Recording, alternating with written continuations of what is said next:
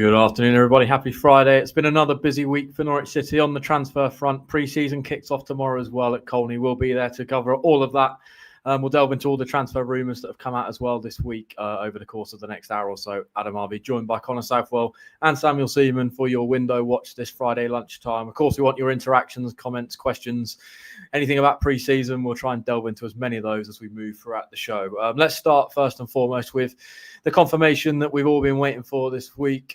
This man here, Matias Kvistgaarden, is a Norwich City player, long awaited transfer saga that's kind of been going on for the last week or so. Norwich City managed to get the deal over the line. Connor, what do you make of it? £6.9 million with a sell-on clause as well for Bromby in their 4-year deal with an option of another year. Clearly a player that's got a lot of excitement, I suppose, around the Norwich fan base at the moment.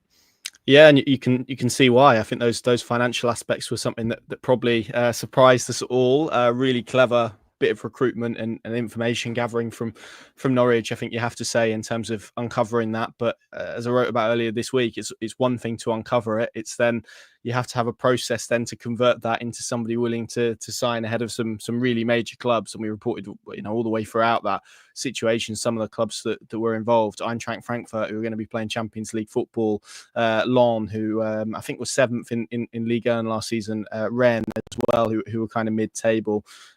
Leipzig were mentioned. There were some Italian clubs, West Ham, Celtic, etc. So at different points, maybe rather than this summer, but that goes to show just how highly rated he's been. People can go and watch the chat I did with Toke Tillard, Danish football expert, Bromby fan, who kind of spoke about him and said probably if it wasn't for injuries, maybe he would be playing at a higher level already. So yeah, I think there's a lot of excitement there. Really intrigued to see how he'll get on. Sadly, not going to be one that we see tomorrow at Colney. It obviously interrupted his holiday to finalise that move to Norfolk. So. Because he was involved in the under-21s Euros. So one I think we'll see in Holland for the first time. Really excited about that. And yeah, I think certainly on paper, and of course you have to add that we don't know how these, and don't need to tell Norwich fans about that, given we could mention a certain foreign striker who arrived at the club with a lot of excitement that maybe didn't live up to those expectations. So there are so many unknowns that we need to see, how he adapts to Championship football, how his body reacts to 46 games, the type of player he is, where exactly he fits in Liam Manning's system, whether he's a striker or whether he ends up on the left or whatnot. So all of these are still to be answered. But certainly right here, right now, you can understand why there's so much optimism and excitement about Kvistgaarden becoming a Norwich player. And I think hopefully it's one of a few more to come in this transfer window. Yeah, do you sort of agree with the excitement and the hype, Sam, around him? A few people asking questions as well. Tom saying, how on earth did Napper and Dunn find out about the clause in the contract that no one else knew about? How does it work with access to other clubs' contracts with players? Are these released via agents? So maybe you can just provide a little bit of clarity on how Norwich have managed to pull that off. Yeah, I think it's probably less easy than a lot of people think. I think I've seen some people suggesting that when you're going after a player, you almost get access to their whole contract and you just spend a few weeks just thumbing through it, reading every page. And it's not really like that.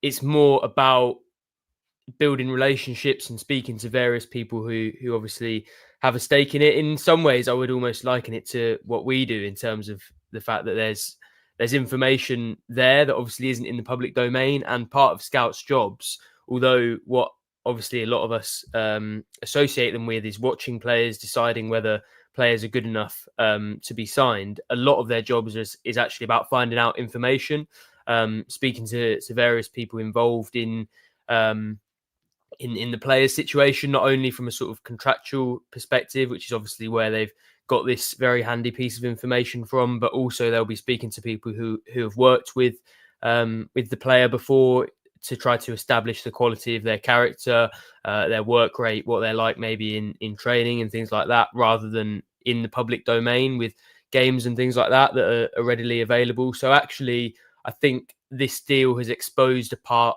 of recruitment and scouting that maybe we don't see so much of, even though it's actually a really, really important part of that job and of trying to recruit players. And you don't see too often in the announcement of signings the sort of head of recruitment or scouting individuals being highlighted and being praised. So that probably tells you how big a deal this is from Lee Dunn in particular in terms of that scouting department. Obviously, Ben Napper in charge of it as well.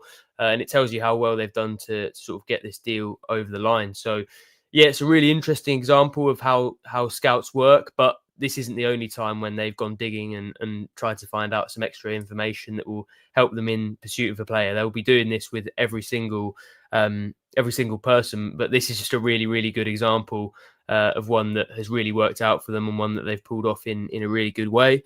As far as the hype and how excited people are, obviously I've seen the YouTube clips that we've all seen, and I think when you watch someone's best bits, it's hard not to get carried away with the quality of the player. But I think probably the thing that gives me the most confidence is the clubs that Connor mentioned before in terms of how big those clubs are and how many of them there were tracking his progress. I think when not only you've got one group of scouts at a championship club deciding that someone's good enough, but you've got Champions League scouts, you've got 6 or 7 big clubs looking at him in a serious way for a long time. That probably tells you what you need to know. But I'm waiting to see him in a Norwich shirt and see him playing in the Championship before deciding entirely what sort of player he is, because I think we've all seen it both ways round in terms of getting excited about players and then they don't quite live up to those expectations, and also maybe being underwhelmed by a signing and then they sort of they outdo the expectations. So I'll wait to see him in a Norwich shirt before fully getting excited or diagnosing him as the answer to all of Norwich's problems. But certainly when you look at the calibre of club that was interested in the number of them, I think that's definitely a very good sign. Yeah, someone asking Finley saying regarding Kvistgaarden, any great sign of it confused as to why he's gone back on holiday when was training with Bromby. Don't expect him to feature tomorrow though, Connor. You got any, I suppose, inside knowledge on maybe why he's not going to be in the building? No, the only thing I can say on that, I don't know exactly, was maybe he was in very early stages of a return with Bromby, but the way it was kind of pitched to us was he kind of interrupted a holiday to sort of sort his Norwich move out. So that might have been maybe pre-existing when he came back with Bromby, and they've sort of given that to him back. There are so many ways that this could work, but yeah, he's taken a few days either way, which I think we probably all agree deserves after a very hectic summer, and then he'll come back for obviously Norwich's tour of the Netherlands, and hopefully see him in action in one of the games next Saturday. Either one, we're not quite sure how they'll split yet, but I would expect, if not then definitely, barring any injuries, the final ones on the Friday will be involved in one of them. So yeah, I think we'll see him for the first time in the Dutch kind of tour side of things. I think on that Bromby training, it's also worth highlighting, I think they've got competitive games much sooner than Norwich. They've got a Europa Conference League qualifier on the 24th of July, and obviously the Championship doesn't kick off until the 9th of August. So that might explain sort of the difference between Bromby's timeline and sort of Norwich's in terms of his pre-season and his fitness. Yeah, I see a lot of questions maybe around incoming rumours, but let's just talk about Borja Sainz, because it's a deal that looks to be nearing completion. Should be en route at the moment to Portugal to try and complete that £14.25 million transfer to Porto. Looks to be a 5-year deal as well, with Norwich having a sell-on clause as part of the deal. Clearly, Connor, it's been an ongoing saga now for a few weeks. So pretty good that Norwich, I suppose, have managed to get this deal all sorted, in relatively quick order. Yeah, I think the feeling I had at the end of the season was that they would try and move him on quickly, purely because I think you have there a depreciating asset. So if it got to August and he was still at the club, then I think you could probably knock a million or two off that price tag that they've got for him. I think it's an excellent bit of business. I certainly again felt at the end of last season, if they'd have done very, very well to get in and around the Jonathan Rowe ballpark, even with kind of a structured deal. That's kind of what they've achieved, and I think that's really good business, with obviously a pretty significant sell on. There are some reports in Portugal that I think we understand to be correct, where there is some procedure where Porto can pay Norwich an extra, I think it's €1 million to basically half that sell on. So that's something worth bearing in mind. But you look at someone like Guy Koresh at Sporting Lisbon, who went from the Championship to a big Portuguese club in Sporting.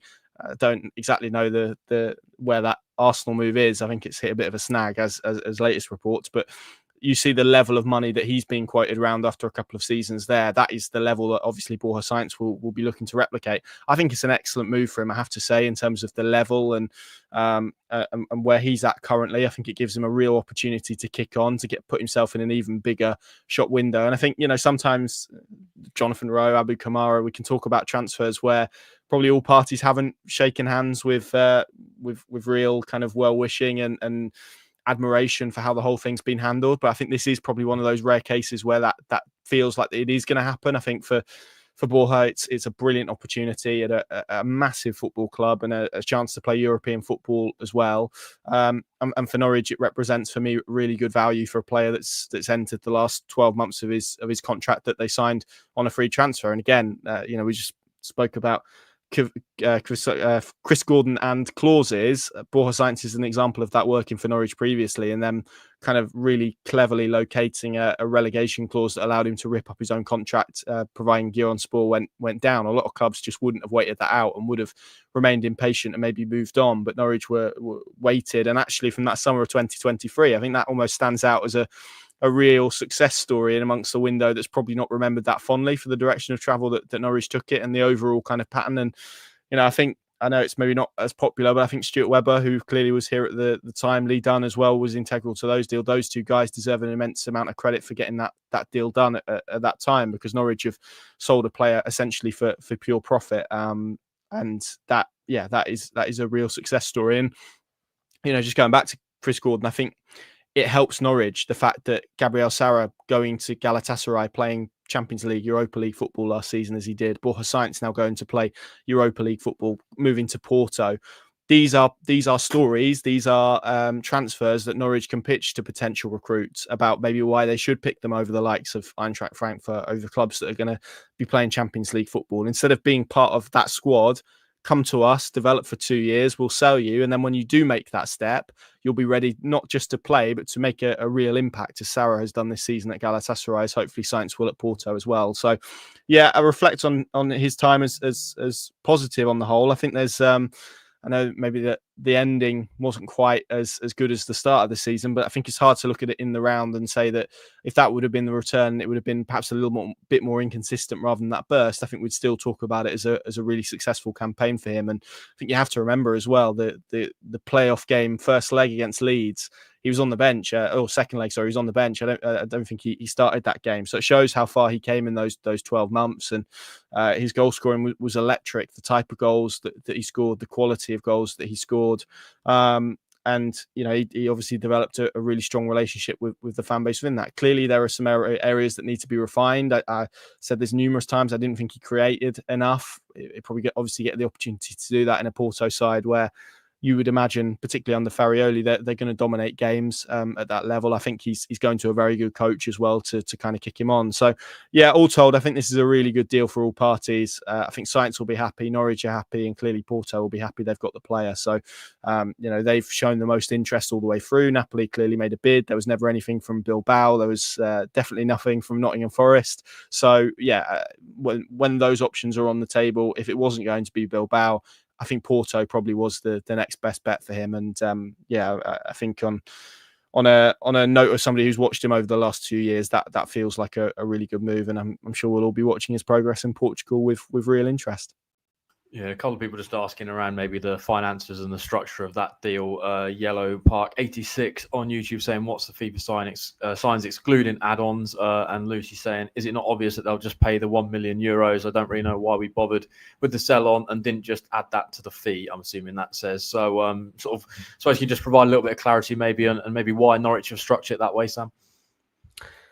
Yeah, I mean, you look at actually how much Norwich would get from a sell-on fee, and obviously most of them are based on profit. I would assume this one is based on profit as well. So if they do end up getting those add-ons and Porto have paid 14 million for him, then I'm thinking it's quite a lot of maths at quite short notice. But they would then have to make, I think, around a £5 million profit for Norwich to get that 1 million back as sort of a 20%. Worth bearing in mind as well that obviously they'll still have 10%. So actually, the only way they lose out if Porto decided to activate that that clause would be if they sold him for 24 million or more, or somewhere around that figure, maybe slightly less, because obviously you have to translate euros to pounds. But first of all, I think given Sainz's age, the sort of time in his career he's in, and probably also what we've seen in terms of the upper limits of his ability, I don't see him being someone who eventually gets sold back to the Premier League for sort of 40, 50 million. I think he still has some gears to go through, but I'm not sure he has enough where Norwich are going to be losing out significantly there. And obviously the important part of that is that if Porto did trigger that clause, then Norwich would have guaranteed income, whereas it could be that Sainz, and obviously I'm sure we all wish him well, and we hope this doesn't happen, but if he absolutely bombs at Porto and it goes terribly, and they end up selling him for 5 million, then obviously there won't be any profit. Norwich won't get anything from that. And if they did take up this clause, then Norwich are protected to an extent against that. They get a little bit more money from the original deal, and they're protected, in a situation where I think you look at Jonathan Rowe, for example, and the way that his first season has gone at Marseille. Obviously, there's time for him to sort of turn things round, but right now it feels relatively unlikely that they would sell him for a profit. And of course, Norwich won't benefit from that. Whereas in this situation, if the same thing happened with Sainz, they've got that guaranteed income. And I do understand the concern about it, because it does feel, when you actually, until you properly break it down and think about how much they could be losing in that scenario, €1 million doesn't really feel like that much when Norwich are signing players for £6.9 million. They've got several players in there who are sort of cost them 7 million or more.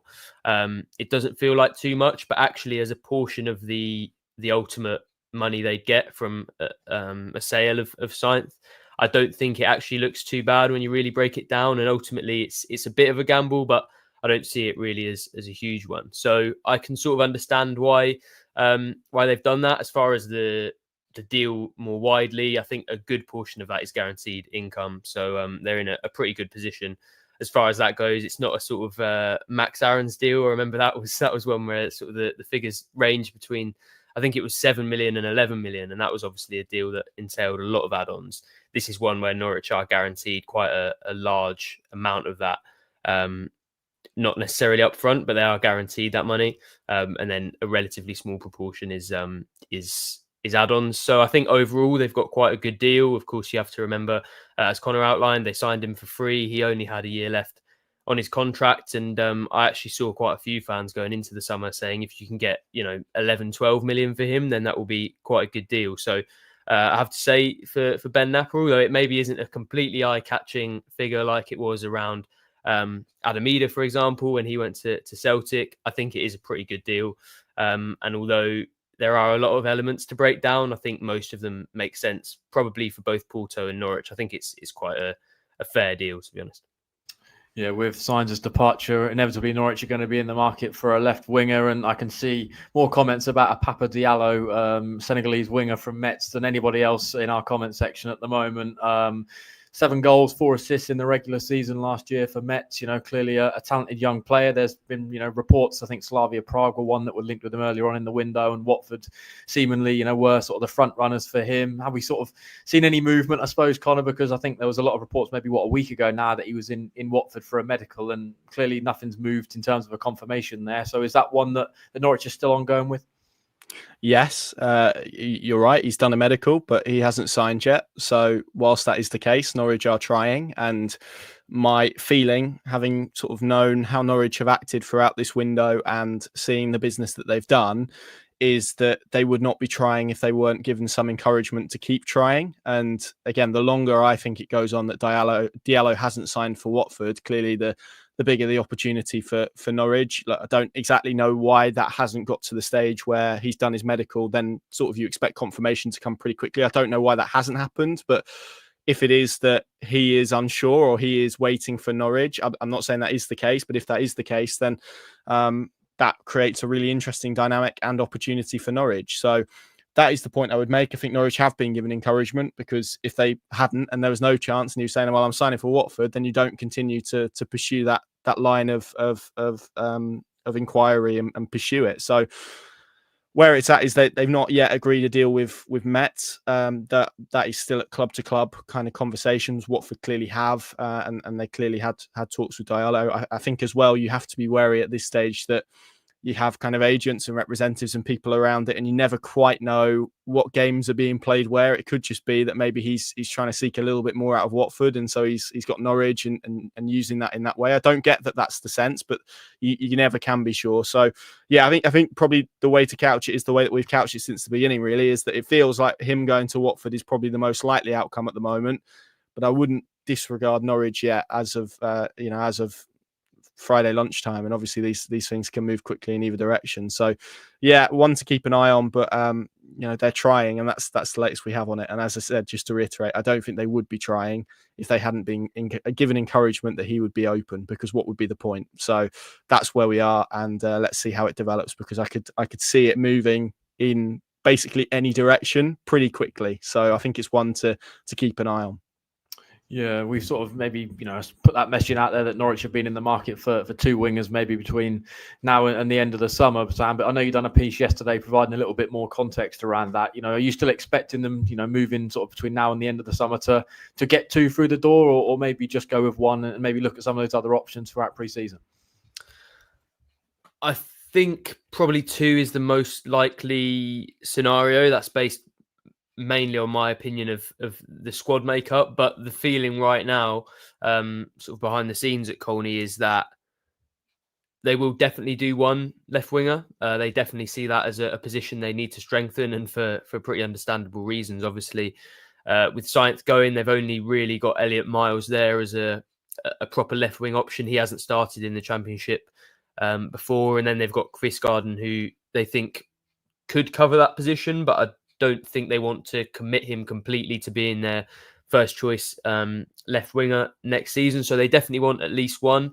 And then from there, much like probably a couple of other positions, I think they want to see how sort of pre-season develops, what Liam Manning makes of a couple of those players who maybe right now they're unsure on in terms of what the future holds for them next season. I think Gabriel Forsyth is seen primarily as a wide option for them. So if, for example, he has a fantastic preseason, obviously he's coming back from injury, so they and Liam Manning want to have a proper look at him before deciding what role he could play. Miles is another good example. Obviously we saw him come through a little bit last season, but if he takes off in preseason, then that might be an argument for only adding the one left winger. But I think for me right now, having seen all of the relevant actors and where they are in their career and how they've been viewed for a little while, I would be surprised if anyone advances to the stage by the end of pre-season that they don't end up doing two wingers. I think that does feel like the most likely option. Obviously, we've spoken about Diallo, and we know that he's one they've looked at. The Premier League loan route is a significant option for them as well. We've been saying, obviously, for a few weeks that Lewis Kumas has been on that long list of potential targets in terms of players they might look to in that market. But that is another market that tends to develop much later in the window when clubs know who's going where, how strong the depth is in certain positions. So, I think one winger will definitely come in, hopefully sooner rather than later. And then the other one might rumble on a little bit until Manning's had the chance to sort of gather his thoughts on the squad. They've been able to properly assess it and see how many options they have and look at that. And that doesn't just go for wingers. I think that goes for a few other positions. When you look at some of the players on the fringes, and I've seen we've had a question about Rory McConville, and we'll come on to that. But him, Brad Hills, Emmanuel Adebuega, Liam Gibbs, all of these players who have been around the fringes of the squad, I'm sure Manning will want to assess where they are and whether they could contribute to the first team next season before deciding what action to take on those. So I think a few positions to look out for in terms of outs as well as ins, where the decisions haven't necessarily been made. But definitely at least one left winger I think is what they want right now, and then we'll see how that develops.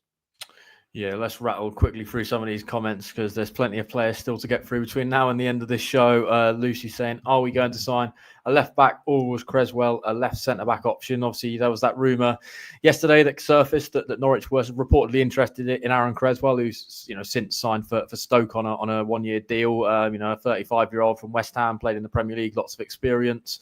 What did you suppose sort of make of that, Connor? Is there any reading that maybe Norwich is sort of in the market potentially for another left-sided option? Yeah, it was an interesting one, wasn't it? Because I think, we think of a 35-year-old kind of released Premier League player. I think you get flashbacks from kind of 2-3 years ago when David Farkner was in charge and they were going down that route. But yeah, he was one they tried for. I think it was ultimately geography probably that pushed him to Stoke. He's from Liverpool. How much, if at all, the kind of ex-Ipswich stuff played a part, I don't know. But I think we were certainly led to believe it was about geography rather than sort of finance. I think he may even have got better finance at Norwich and opted for geography. He's a Liverpool lad. He's at a stage in his life and his career maybe where he wants to sort of build a base there, and you can understand that decision being made. To be honest, probably doesn't need the finances. Obviously had a very long and successful spell at West Ham. So yeah, he was one they were in for and tried for, and that is interesting within itself. And certainly you think left back wise with Krezene and Mahovo, what do we know at the moment? We know that they've both missed the end of the season with injuries. Clearly, we don't know as of right now where they are both at, if they are training, when they're going to be training, if they've come back to training yet. Clearly, we will speak to Liam Manning tomorrow after that game against Northampton to obviously help build up a full picture of that. But if it is the case that, let's say, one of them is going to miss a portion of the start of the season, could you then understand Norwich going in a direction and at least looking at some options of maybe more experienced kind of short-term cover? And I don't think Creswell is the only one by all accounts. Yeah, I think you could understand that being the case because you've got two guys there. Krezene, this is maybe quite harsh, but the Krezene stuff was an awful challenge, really, that should have been a red card at Blackburn, the tackle that caused that injury. But he had picked up a couple of knocks before that. Mahovo as well hasn't played too much Championship football. I know what he did play was very good, but hadn't played a full 90 minutes. And maybe this pre-season would have been utilised to really build up that conditioning. So if there's any sort of suggestion that either of those aren't back or aren't going to be back for the start of the Championship season, I think it does create a decision where Norwich need to potentially look at maybe adding an option. Of course, the fear of doing that is that by adding someone who's more experienced in the short term, you block pathways. And if things get a little bit tricky, coaches tend to lean on more experienced players. So, and clearly Norwich's model, as for all the reasons why they pivoted away from that when David Wagner was in charge, doesn't really build for that. So I think there is maybe a decision to be made. Clearly, someone like Kenny McLean, who did fill in that position towards the back end of the season, that would provide them with a bit of natural cover if they saw fit. But again, you don't know how much or how prominent a role Liam Manning views for him in the midfield. So I think there's so many moving parts to this at this moment in time. I think until we get perhaps a little bit more clarity from Liam Manning, I think it's probably a wait and see. But the fact they were in for Aaron Creswell, which they were, is really interesting, I think, at this stage, and maybe suggests to me that those injuries to those two players maybe have not quite gone to plan, or maybe there's a little bit of a curveball that we don't know of as of yet. So yeah, I think it's watch this space. As I said, I think there are other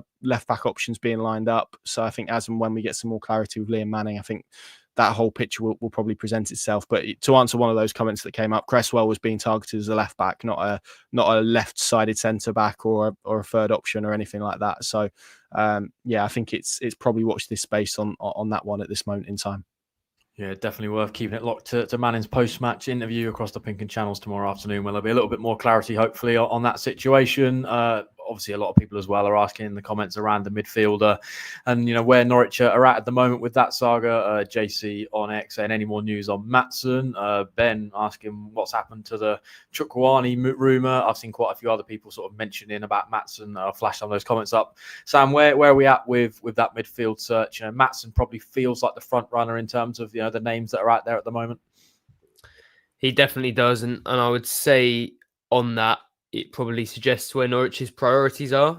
Obviously, they have looked at other players and they'll certainly be ready if they can't do a deal for Mattsson. But that's a far more advanced stage than in anything else. Although what we're led to believe at the moment is that there haven't been any really huge steps forward in that. Obviously, talks are always ongoing and they have been for the last few days, but still sort of bartering from club to club as to what Matsson's worth and what Norwich would like to pay for him. Obviously, there were those reports of a £1.75 million bid being rejected early on in the window, but those talks are ongoing, and I think there is quite a lot of confidence at Norwich that he's someone who wants to join them. I think the main club also linked with him was Portsmouth, and other Championship clubs have looked at him. But I think Portsmouth have been linked recently with a midfielder from MTK Budapest, which probably tells you the sorts of noises they've heard from Mattsson over the last few weeks. And yeah, I think Norwich are quite confident that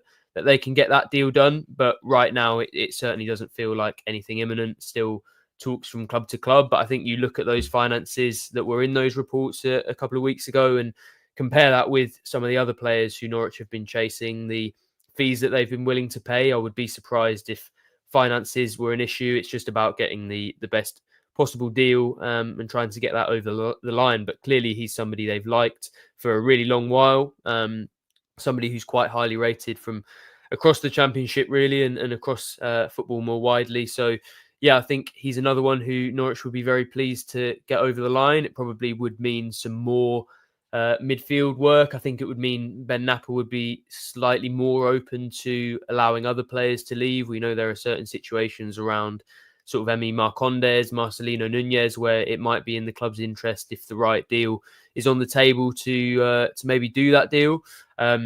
But right now, obviously on outs, nothing on a particularly advanced stage. But I would say that probably gets a little bit easier if Mattsson is in the building and clearly somebody they like, clearly somebody they're confident on. And right now, it's just sort of watch this space until the breakthrough comes, because just right now, it's about club to club and about that bartering going on. So sort of watch this space on that one. Really, not too much of an update I can provide, but yeah, definitely one to keep an eye on. Another name that's popped up numerous times throughout the comment section is Josh Sargent, Connor, who, we've spoken around a few times on these shows over the course of the summer. A player that's been linked to a sort of, different amount of clubs in Italy, some in Germany. We've had the English clubs as well in sort of Burnley and Leeds, and nothing really too concrete in terms of anything at the moment. But Tony saying really wish we had some clarity on what's happening with Sargent. Yellow Park 86 saying, can we confirm wanting 16 million for Sargent was fake news? Quite a few other people, Aidzo, saying, do you think there's any chance Sargent stays? Where are we at with him and maybe his Norwich City future at the moment, Connor? Yeah, I can probably take those comments in order, really. The first one you might have to remind me was about clarity. Well, ultimately, we're not going to get clarity until either he's sold or the window closes. So, that clarity I don't think is going to come anytime soon. The second one about the price tag, we wouldn't have put it out there if that was the case. So, I'm afraid it is the market that kind of dictates where things are at. It doesn't mean he'll go for that. He could go for more than that. I think that was probably the figure that talks would seriously begin. I think that's probably a better way of thinking about it than that's the figure that he goes for. So that's that one kind of dealt with. And then the last one, I feel and have felt all the way through, it's unlikely. It feels to me like this is, as again, I've tried to put myself in Josh Sargent's shoes. I think if I was representing Josh Sargent, which I'm not, I would probably say to him, look, you need to get yourself a move and challenge yourself at a higher level. At the moment, that doesn't feel like we're at the stage where Borja Sainz is currently, and it's on the cusp of happening, or an agreement is happening. But from what we have reported and understand to be the case, I think Wolfsburg and Burnley have both had kind of discussions with Norwich about what a deal may look like or may need to look like for anything to happen. I don't think it's advanced beyond that stage. As things stand, he's training with Norwich. He is, as far as we understand it, set to play tomorrow. If he doesn't, clearly we can ask Liam Manning about why that is the case. But at this stage, that certainly sounds like it's going to be the case, with the caveat that, of course, they're still managing minutes with him, etc. So that's kind of the latest as we understand it, really. That's, as Sam said on Mattsson, not really moved on that much. And these things can move quickly and, agreements can be struck pretty quickly. But until that agreement has been struck, then Norwich have to plan as if he's their player. What it would be more interesting for me, I think, now Kvistgaarden is in the building, is if he did go, would they then go and get a replacement, or kind of a like for like replacement, or would actually it be that Kvistgaarden becomes the kind of central nine that they build around, and the focus becomes on the wide areas, which is sort of where my head is at the moment. But not to totally rule out that they go and get another striker, although I sort of feel that's quite unlikely. So, yeah, I still probably expect him to move on, if I'm being honest. That's just an opinion rather than knowledge. And, certainly the sense you get is I think he would be open, maybe as open as he's ever been this summer to moving on. Clearly, we've spoken about it a few times, that World Cup on the horizon, the fact that he's not been in the last few squads. I think all of this will be on his mind. I think from Norwich as well's perspective, he is another major injury away from chipping a huge amount off any price tag. If he gets another major injury, then it's going to be difficult, I think, for Norwich to get the level of fee, even a 16 million type fee as to what we're talking now, because that record as well. I think you have to bear in mind that internationally he's not really performed. I don't think it's been his fault always, and he's played in some pretty bad teams and in some pretty tough circumstances, and maybe hasn't got the luck, and there's been injuries, of course, but he's not scored a goal for the USA for 5 years, and that's a fact. And that's teams look at that and will look to how that translates, how his American performance translates to what they're trying to do, and that probably does limit the pool of suitors. So, yeah, we'll see how it translates. At this moment in time, it feels like Wolfsburg and Burnley are probably the two strongest in for him. Clearly, I know there's been a lot of Leeds links. I get the sense that he is probably one on a list rather than one that is sort of at the top of a list for Leeds. So, I get the sense that they maybe work through a couple first and then maybe come back to Sargent. But yeah, we'll see how it develops over the window. But I would, just to reiterate, I'd be personally surprised if Josh Sargent is a Norwich player come September the 1st, but 2nd. But it's not beyond the realms. And obviously, until someone meets that figure that Norwich wants, he will be, and he'll be involved in pre-season. So yeah, let's see how it develops. Yeah, a few people sort of picking up on that point you mentioned around maybe, where does Norwich fit in terms of, replacing Sargent if he goes? Is Kvistgaarden the sort of striker replacement? Kieran with that question. I also saw Twitchy Terry saying, in what world could we replace the sort of goal returns Sargent has offered, though, going to need some of the current younger crop to seriously step up. I've seen a lot of other people maybe aren't, asking questions around where Norwich view Kvistgaarden. Is he sort of more of a wide option? Are they going to go in the market to sign another striker? Where's your head at maybe with those sort of questions, Sam? Do you expect Norwich, if they sell Sargent, to go back in and try and, address that while signing another striker, or Kvistgaarden to step up and become the main man?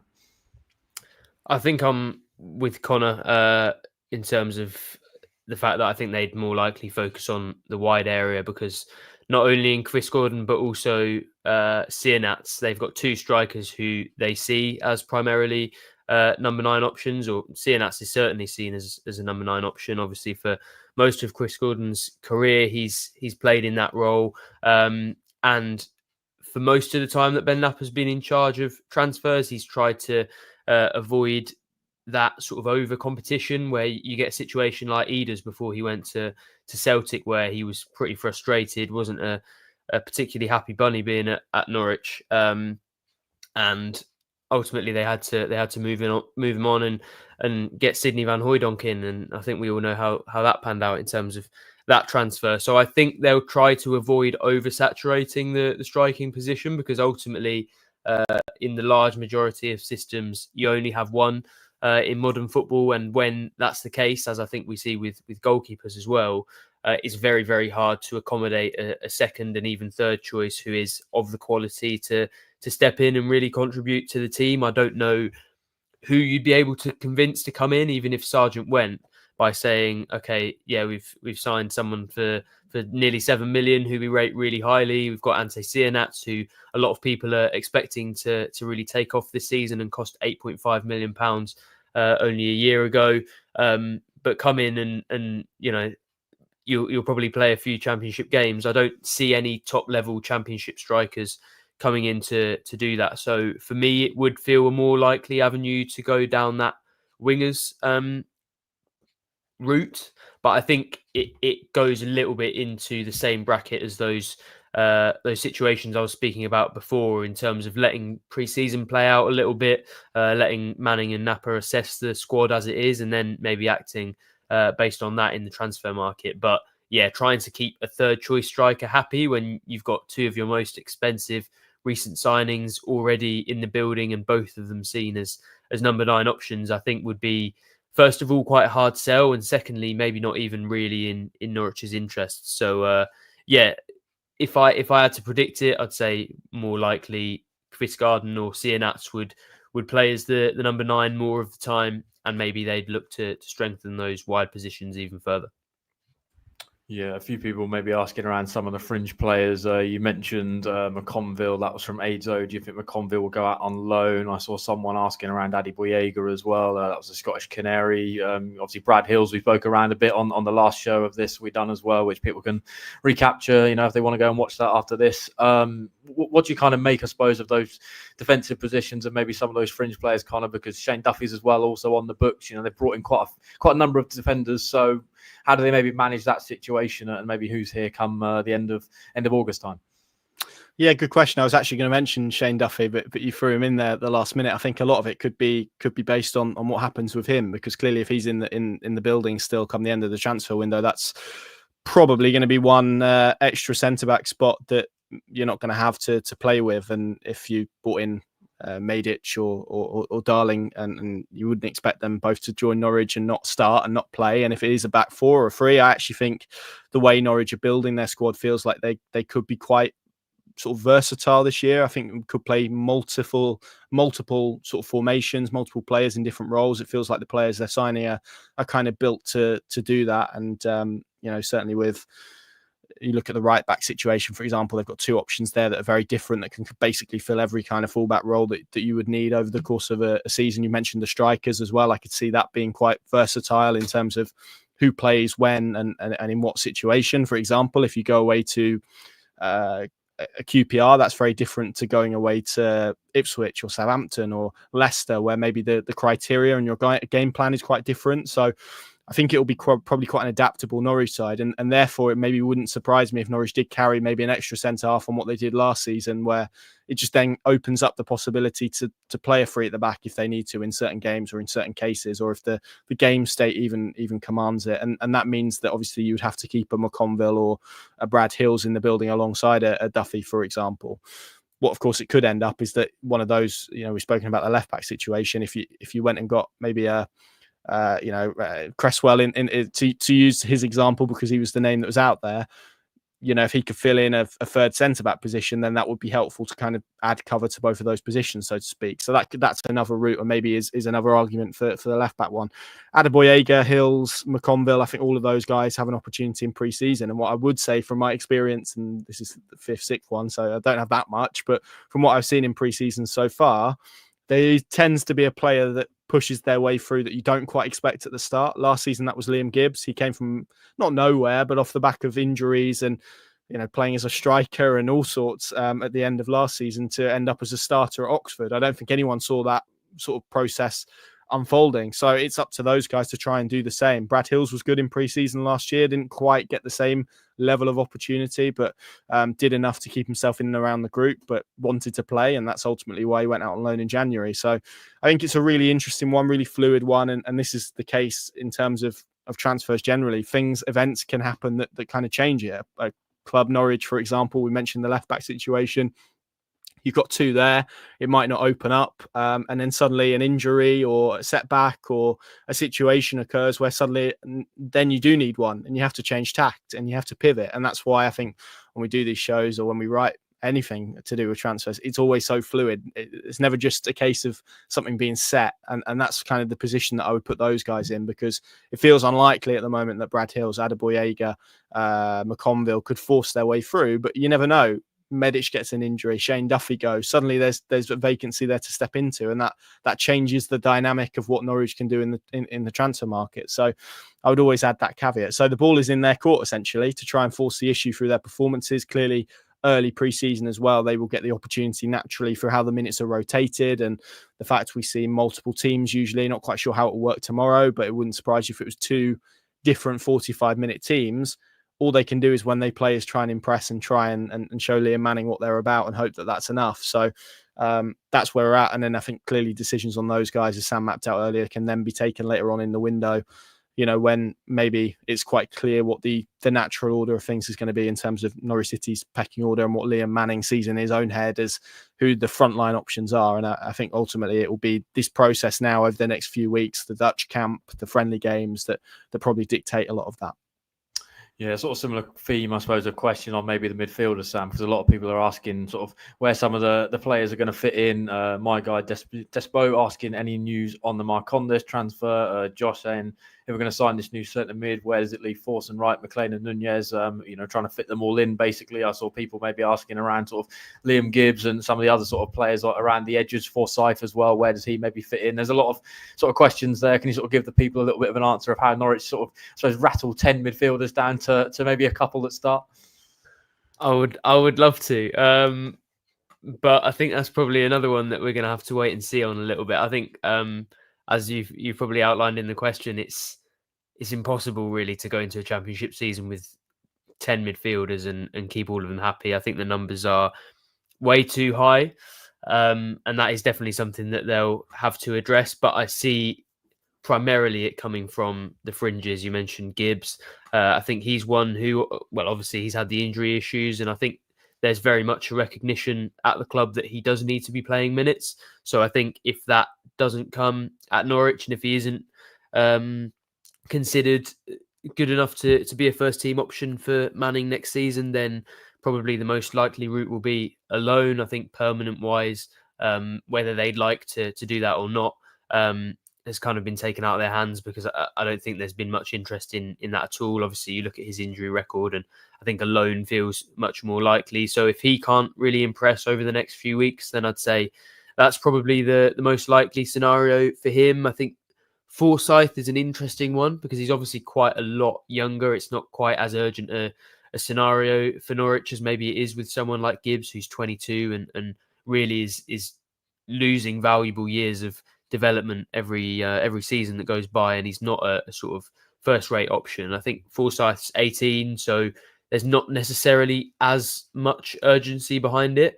And I certainly rate him highly as a talent. I think he came in last season, surprised everyone, and in those few appearances he got before injury, actually looked really good. But you look at how many midfielders are in front of him at the moment, how much more experience there is, and also the very short-term ambitions of Norwich, which I think have accelerated from last season in terms of wanting to get into the playoffs and wanting to compete for promotion next season. I'm not sure really if there's room for him. Marcondes, I sort of touched on him earlier, but probably one they would be willing to let go if it's right for all parties. Obviously, he's 30 now, so you'd suggest that the fee probably wouldn't have to be huge to make that happen. He's still got a year left on his contract. But I was speaking to someone yesterday who, obviously at Colney, who highlighted the fact that if they really didn't want him, if they absolutely was happy to get rid of him, then they wouldn't have activated that 12-month extension. So I don't think it would be a disaster or that he'd be training with the under-21s or anything like that if they didn't manage to get a deal done, but certainly one that they'd be open to if there was interest. And reports in Brazil, obviously a couple of weeks ago, suggested that there was, but that's not really advanced from there. And then the other one I'd focus on would maybe be Nunez, who obviously they'll want to get the right fee for. I think we've all seen how talented a player he is at championship level, but with 12 months left of his contract, it is quite a fluid situation. Right now, there's been basically no interest at all in signing him, so things would have to accelerate, but obviously they tend to do that quite a lot as the window develops, and it is still very early in the window. So that he's probably the other one, not because I don't think he's got the talent to be part of that Manning setup, or that he wouldn't be, but just because of the contractual situation. He's probably the highest value midfielder that they've got, that they haven't just signed in the building. So I think that's a situation to look out for, but mostly on those right now, it's quite quiet. And again, goes into that bracket of things that will develop over pre-season as Manning is able to watch those players and decide what happens with them. But yeah, for now, there's one thing that's for certain, and that's that they really need to trim that championship department, especially if they get Mattsson in, because yeah, you can't keep all of those players happy, and having 10 midfielders going into a championship season, I don't think is ever particularly helpful for morale or the atmosphere in the dressing room. Yeah, I saw a few people sort of asking around goalkeepers as well, which they're another department pretty well stocked in 420. So asking any news, I think it's Long and Reyes he's asking around there. I saw Thomas as well on YouTube saying now we seemingly have 50 first team goalkeepers. What's the plan for Long, Reyes, etc.? And George as well saying, would Norwich consider terminating goalkeeper contracts? George Long can't see too many offers coming in for him, not sustainable to go into the season with so many. So I suppose how do they maybe approach that department, Connor? Because as the people have outlined, there are quite a few on the books at the moment. Yeah, absolutely. I mean, first before I come on to that footnote in terms of the midfield stuff you just spoke about, it's worth being sort of conscious of the fact that there's an African Cup of Nations this winter. So I think it's December to February. So there is a 2-month window there where Norwich could be without Anis Ben Slimani and Mankwa Forson. So it wouldn't surprise me if Norwich maybe carried one or potentially even two more bodies in that area naturally to cover that period. Obviously, if they were to sign Diallo as well, he's a Senegalese international. So there's a period there where he may or may not be available. So that's worth bearing in mind. It adds an extra dynamic, I think, to this season that's quite unique. And, having two midfielders out, if you only then go into the season with 4 or 5, or suddenly you've got 3 or 2, and obviously those positions are the ones that play more, but also tend to get rotated a bit more within games. And now there are 5 subs. I think you can carry a little bit more than maybe you could do previously. In terms of goalkeepers, yeah. I mean, clearly they're not going to go in the season with 6 goalkeepers.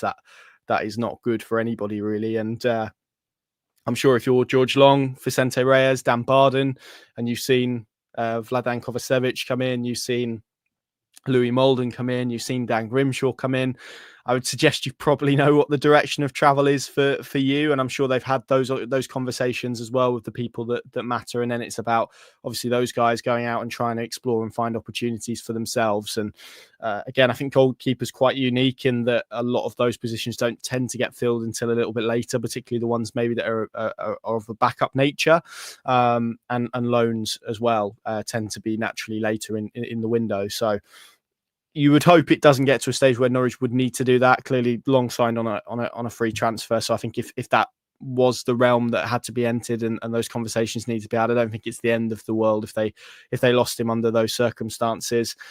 Clearly, though, from his perspective, he would have to agree to that. He signed a 3-year deal, last year, so he's well within his rights if he wants to sit there and wait it out. And who could blame him for that if that was the case.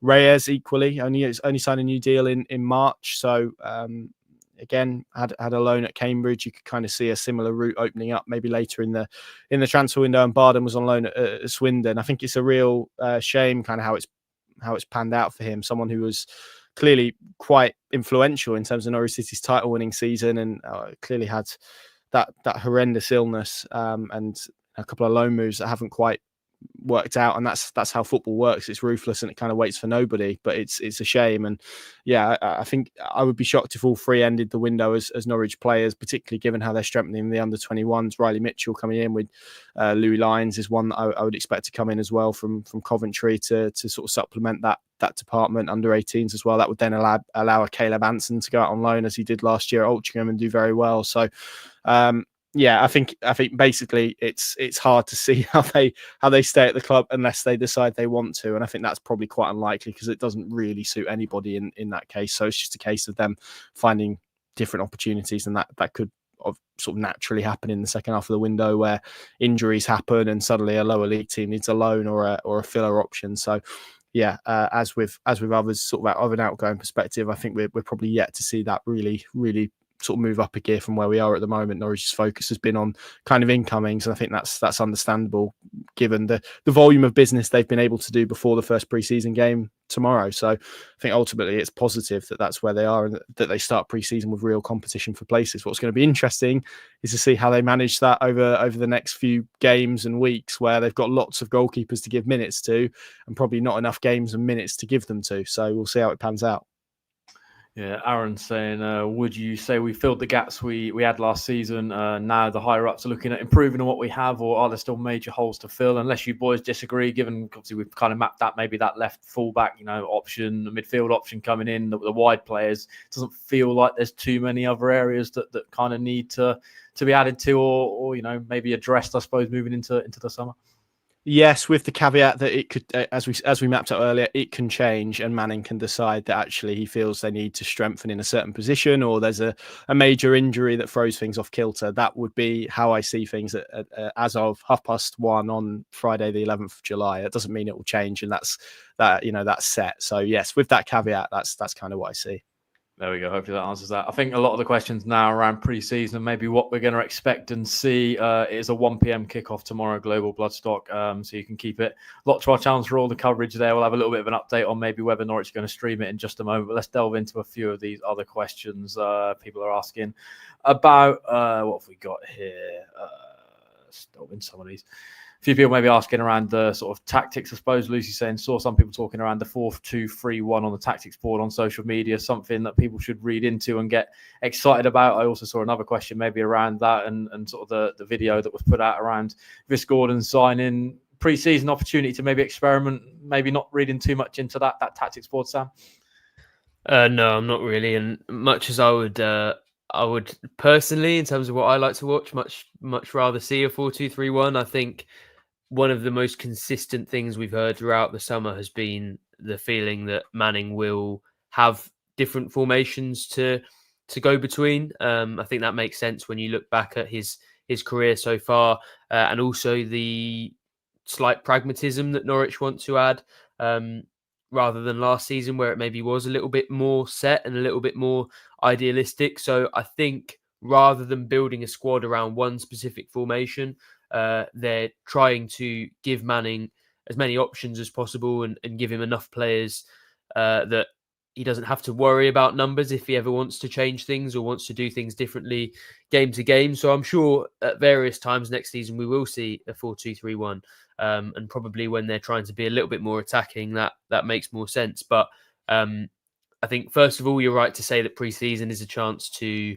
experiment a little bit, and I'm sure actually even if he was going to decide on one formation that this team will use for the whole of the season, he wouldn't have done so yet with some of these games to sort of see how each of them works with the personnel available, but also just in terms of how he wants to adapt from game to game and how Norwich will focus a little bit more on individual results rather than trying to perfect one system that gets all the results in all of the different games. I think it makes sense not to commit to one particular formation, and I did find it interesting that chart was there. I thought one of the most interesting bits was the goalkeeper department, as we've obviously just spoken about. I think the list of names is about that big on the board there, but no, I don't think that's an indication that it will be a set 4-2-3-1 next season. I think that's one formation that they probably will turn to, but the more people we speak to and the more you think about it, really, the more it makes sense that Norwich will probably change things up from game to game next season. Yeah, some people maybe are asking around options. Elliot Pearson said any injuries for tomorrow's pre-season game. I saw someone asking around whether Forsyth would be fit, and then someone as well, I think it might have been Finley, saying, I see Nunez is back. I presume all internationals are back now, or there's some yet to return, I suppose, given that Kvistgaarden won't be playing tomorrow. And so have we got sort of any other players that maybe we're not expecting to feature tomorrow at Colney, Connor? Yeah, not expecting Oscar Schwartau, just on the basis that the club put out an interview behind the scenes with Kvistgaarden, and he was on FaceTime, and I think had been involved in the under-19 Euros, if memory serves. So I think that ran a little bit later than the international games that Nunez had. Cordoba as well. I don't know exactly when what tournament was it he was playing in? Was it there was a tournament he was playing in? Was it the Gold Cup? Yeah, so that ended a bit later. So I probably wouldn't expect him back. I don't know this. Obviously, we'll ask Liam Manning tomorrow. Anyone who's not there, but I suspect those guys will probably come back into the fold for the tour of the Netherlands at some stage. So that would be my expectation. Obviously, others in terms of injuries haven't had a touch point with Liam Manning, so that's harder to call. And obviously, we'll get a full update when we speak to him tomorrow. Yep, Sparky's saying Domaraki's been training with the first team in pre-season videos. Is he one that Manning likes and could break into the first team? Jeffman saying, do we know the setup for the first friendly? 2 different starting 11s, needs a way to try and fit all the goalkeepers in. So sort of, I suppose, an opportunity as well for some of those fringe players, maybe the likes of Elliot Miles, etc., to try and get minutes as well tomorrow. Yeah, I think on Domaraki and probably the large majority of the younger players you'll see in the pre-season friendlies, particularly towards the start of pre-season, probably in this game and then in the Netherlands, it will be quite a large group. So I wouldn't say that everyone who's in the sort of first team training picture or plays in these friendlies is likely to be part of the first team next season. It was sort of a similar situation last season when there was a second half against Northampton, and I don't think barely any of those players ended up playing a minute for Norwich when the season actually started. So I think that probably explains why Domoraki and some of the other maybe less expected names have been in those sorts of images and things like that. As far as the friendly tomorrow, I don't know for sure, but I can't remember the last time Norwich played their first pre-season friendly and it didn't have two different 11s in the first and second halves.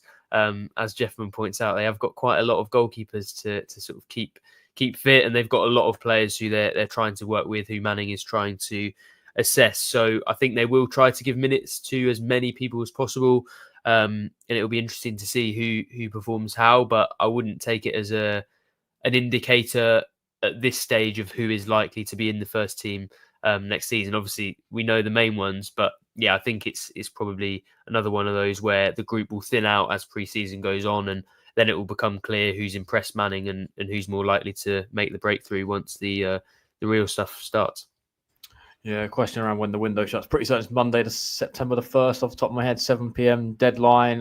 So to answer your question, Aaron, I wouldn't book. It's about a 7 p.m. deadline. So if you want to book the next day off work, then you probably go to bed about 7:30 and you'll be all right. But fingers crossed. I'm manifesting it's all done, and we don't need to worry about deadlines and extensions and any of that like we have in the last few windows. Hopefully, and the rate they're going, you would hope that Norwich are done by then. Famous last words. Famous last words indeed. Rob asking, are you having a sit down with Mark Atanasio et al. Next week, chaps? I think that might be something that's potentially in the pipeline. Connor, watch this space. Watch this space. There we go. With Twitchy Terry saying someone I know saw Zlatan on the snails at Yarmouth. Any update on that? As far as I know, there's nothing in that one, but we'll keep it locked to the Pink and channels and we'll keep you updated if anything happens. Rob as well saying, boys, can you confirm that wherever JHT ends up, he's taking Paddy with him as a number 2? Again, we'll have to delve into our sources on that. And we can't comment. We can't comment on speculation at this stage. We can't. Killian just asking more around maybe the Championship more generally and some of the window. I know we're very focused on Norwich transfers, but have you had a chance to look around other clubs' business in the transfer window? I've seen comments around Birmingham and Swansea being strong. What have you made of some of the business, I suppose, elsewhere, Connor, in the Championship so far this summer? Yeah, I looked. I think it was when Norwich made 5, and just to kind of gauge how busy teams around the Championship had been at that stage, and it was not very at all. I think it has picked up a little bit of pace since then. I like what Swansea have done. I think they've done some really astute business, but with the caveat they've lost clearly some really talented players as well. One of them has ended up at Norwich. So Alan Sheehan as well, being the permanent boss. I think there's a lot of kind of uncertainty there about how that will go. Birmingham, but yeah, I think Beadle's a good signing. I think Doyle on loan from Wolves is a very good signing. Last time he played at Championship level, he was excellent. I'm probably not as hot on Kyogo as maybe others seem to be. I think that could go either way, but I think they've done as expected some good business. I'm probably more surprised about maybe the relegated clubs, and maybe this is just indicative of where those squads are. I think Ipswich probably are in quite a good place. I think they're pretty close to a couple. I think reading our colleagues down in Suffolk, I think Cedric Kipre and another sort of Dutch midfielder from France, they're pretty close on. So maybe that'll heat up. Clearly Leicester, as it stands, don't even have a manager, but that seems like a bit of an odd situation. And I know Southampton have just signed Downs from Germany, but they haven't done too much either yet. So yeah, it probably doesn't really feel like it's exploded into life yet. And I think that probably tells you more where Norwich are rather than where the Championship window is more generally. And again, not to labour the point, but their second signing last summer, Ben Krasene, wasn't done until I think the 28th of July. So it's a testament to how quickly they've gone out and the intent that they've gone out with to get business done early, that they've maybe been able to get a lot of stuff done. And ultimately, how much will it mean? I don't know, but it means that Liam Manning has a better chance to kind of try and build some connections and partnerships in his team a lot earlier than perhaps Johannes Oftorup did. And we all saw what happened on Oxford. They felt like they were undercooked, and they looked really undercooked as well. And that led to a bit of a slow start. So it probably hopefully allows them to hit the ground running a bit sooner. But yeah, as for other clubs, I would agree. I think Cov have done some good business as well. I think Kesler Hayden is a really smart bit of business at this stage of his career for the fee that they've paid as well. So a few bits of business that kind of I've looked at and gone, yeah, that's pretty good, but no one really has overwhelmingly kind of caught my eye, maybe beyond the two that I mentioned. And to round off, Sam, a lot of people asking around pre-season, will there be any streams available for tomorrow's match? I've seen quite a few people sort of flashing that comment up now. So can you give sort of the people an answer on whether that first game tomorrow afternoon is going to be available on the club's channels? I'm going to have to be the bringer of doom again, unfortunately. But yeah, no stream is planned for tomorrow's game. But obviously we'll be there for the game. So the Pinkin is actually the best place to consume it. I'm going to do all of Adam's usual plugging for him. pinkin.com/subscribe. We've got a flash sale on at the moment. So £15 for a whole year. And obviously that includes the next, the coverage of the busy next few weeks. Obviously we'll have all of the coverage of tomorrow's game. Connor's live blog will be one of very few places I'd imagine to follow what's actually happening. So go there. Obviously we'll speak to Liam Manning and a player after the game as well. So hopefully it will give us a real chance to bring people up to date with what's happened over the last few weeks. Get Manning's take on, I think, all of the they hadn't made any signings before he'd arrived, I don't think. So we'll get his take on all of the signings that they've made, and hopefully should be a good day for getting a bit of insight into what's happening. So pinkin.com/subscribe now is absolutely the best time, because not only will there be plenty of stuff from tomorrow's game, but also from the tour.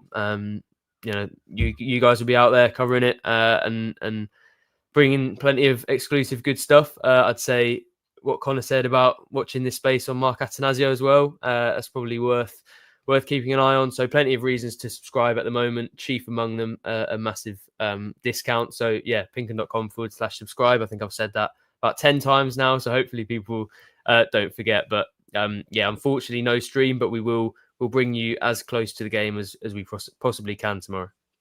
And hopefully, if Sam's done a brilliant job there, but if that's not enough, hopefully there will be, within the next week or two, potentially a pretty good interview subject of a Norwich City related matter as well to throw into the mix. So if that still isn't enough, I'm not quite sure what more we can do to convince you to sign up, because as Sam said, now's the best time.